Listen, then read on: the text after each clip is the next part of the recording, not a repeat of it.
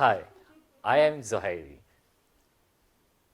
My confession is that I was an Americanophile. For those who doesn't know what Americanophile is all about, it's someone who's actually kind of have exception towards the American culture.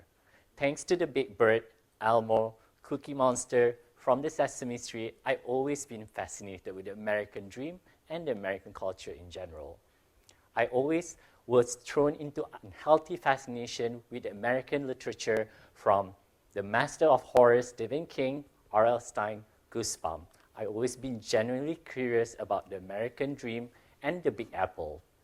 Only that I know that I'm going to arrive at the Big Apple. Since I was young, I was told by my parents that they will not be able to afford to send me to college because the reason why is that I was the accident baby. Basically, they had me pretty late in their marriage. The age gap between my brother and myself was around 20 years, which is quite big, to tell you the truth. So I always tell myself that I need to study hard and study smart in order to get scholarship. And thankfully enough, I was able to skip few grades in high school, and I graduated from high school by the time I was 16. When I was 16, I was offered a scholarship to study at Syracuse, New York, by studying computer engineering. And thankfully, when I got the letter, I was quite surprised, but I know that that is the destination that I wanted to head to. Little did I know that Syracuse is actually 5 hours away from New York City, where I wanted to be. It's a city full of farm and orchard. For you to imagine, it's like driving from Subang Jaya to the northwest coast peninsula of Malaysia, Perlis, which is very, very far. And it's actually really far from what I imagined the life of Rachel Green and Ross Geller from my favorite series, Friends. But surprisingly, the moment I arrived at Syracuse, I love it. It's the coldest city in New York, upstate New York. Totally different from Malaysia. Malaysia is humid. Over there, you got snow every single day. And the best thing about Syracuse is that even though the snow piled up until 5 feet, the class is not canceled at all. And I love it. But there was one main problem. The problem is that I hated my major. I was studying computer engineering and I hated throughout it. Even though I was doing okay, actually quite good in classes, but I cannot imagine myself spending the next 10 years doing computer engineering. So what happened is that by the end of the semester, I was walking through campus, I came across this place called the Remembrance Wall. The Remembrance Wall is actually a dedicated place for 35 of Syracuse students who passed away from the tragic flight of Pan Am 103. At that moment, these questions were running through my mind. What's my purpose? What am I looking for? What's the end goal? As these questions were running through my mind, a scene from my favorite movie, The Dead Poets Society, came true. The iconic John Keating, played by the late Robin Williams, which he's amazing in that movie. And to tell you the truth, what he did say to the boys in the first day of class is that, carpe diem, seize the day, boys. Make your life extraordinary. As those words were running through my mind, I believe that I need to make a change. So what happened is that I tried to renegotiate my terms with the government about my scholarship. Even though they say no, I tried to renegotiate again and again.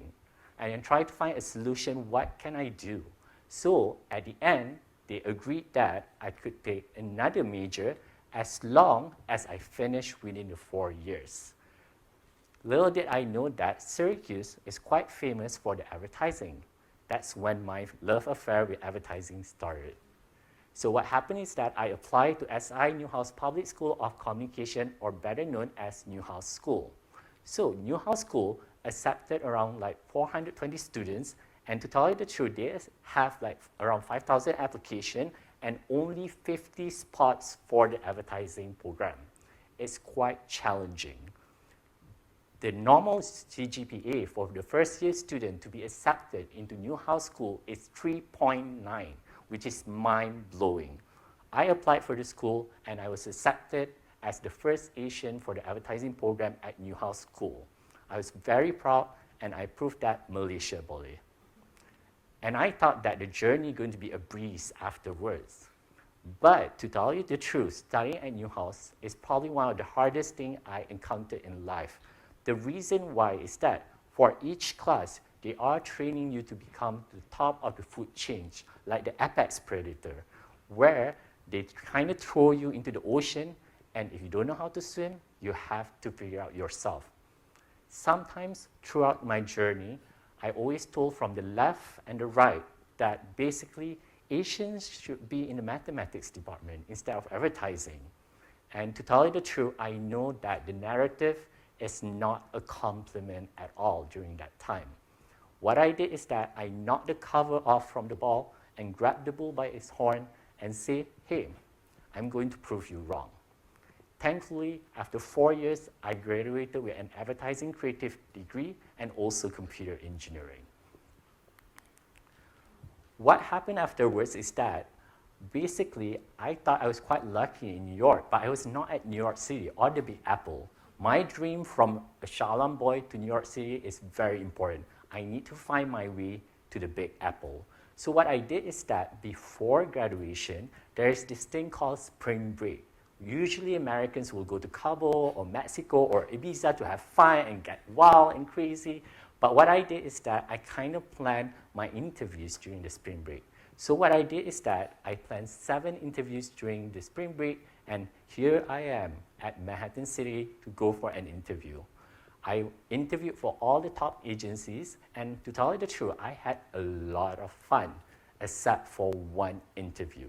So what happened is that the moment I entered for the interview, I knew there was something wrong.